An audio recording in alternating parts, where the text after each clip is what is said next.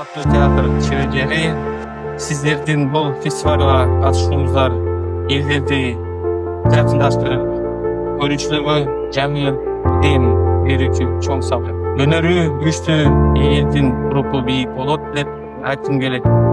El aralык Артоото фестивалі мындан ары да чыгармачылык кызматташууга көпүрө болуп, театр өнөрүнө жаңыдан берип, ийгиликтерге жол ачарына ишенем. Баарыңыздарга чыгармачылык шыктануу, көрүүчүлөргө жагымдуу таасир, фестивалга берекелүү өтүшүн каалайм. Маданият бириктирет.